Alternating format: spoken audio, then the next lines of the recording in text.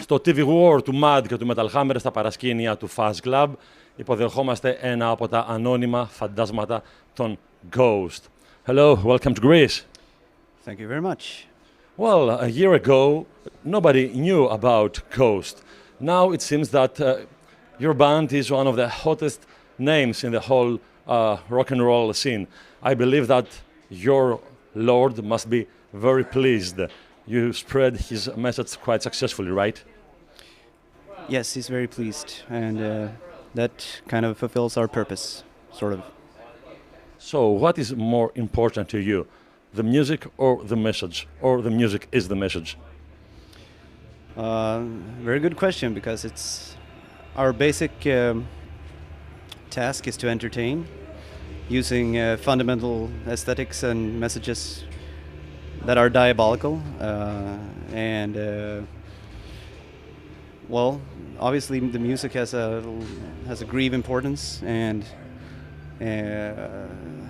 I think it's very much a synergy between lyrics being a message and music being a tool to which the passion sort of derives through. And well, the visuals are basically there to sum it all up, and we have instances in order to make it a smelly smelly thing as well. So it's sort of a masturbation for all senses. Okay, great. Would you say that music, your music, the music that you are playing, of course there is a huge amount of quality in there, but on the other hand, it's very easy listening, it's very mellow. Are you doing this purposely in order to catch a broader audience and to spread the word of your Lord? I would say yes. The songs that we're playing are in a metal underground perspective. They are very, very easily listened to. They're easy to comprehend. Whereas if you're coming from a slightly non-underground metal background, there are a lot of things, a lot of elements within the music that are would be found quite odd and like intricate in terms of bridges and stuff that aren't really they're atonal. And so I think that it depends a little bit on which background you come from. Obviously, we started out as an underground band. We are still sort of an underground band, but it transcended beyond that, and I cannot see it any other way that it's a result of the devil helping us with it. Okay, many well-famous musicians have wore the mark of Ghost. James Hetfield, the guys from Cathedral, from Amorphis, Brian Slagel himself, will they burn in hell for this? I think that they were basically burning already, but now they got a front seat. So how important is for a band like Ghost to attain your anonymity. I mean, I suppose that's very difficult nowadays on the internet times, that information travels very fast to attain anonymity. Is this that important for you? Yes, it's. I mean, initially, the thing was that we wished to remain anonymous in order for the show to be all that we want. We basically want everybody that attends a show of ours to step inside a sphere, inside of an element, and like an environment where you don't, where like individualism does not really apply.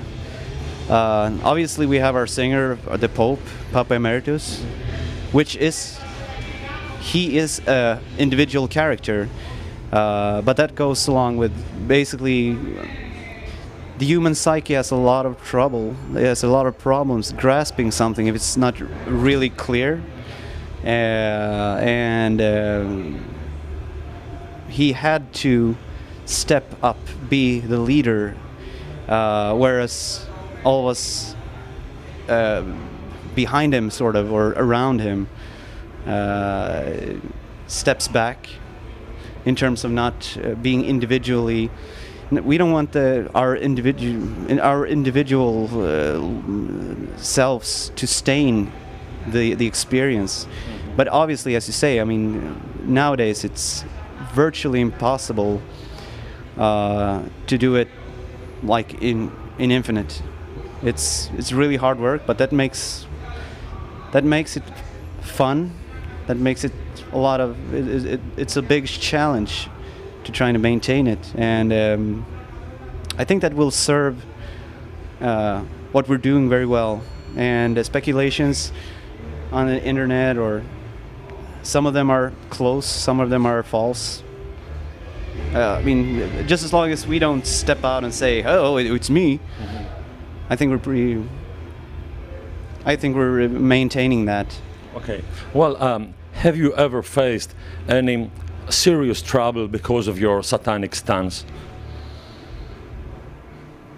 In terms of being threatened? Or? Yes. No. Threatened or censored? Not that we know of. Mm-hmm.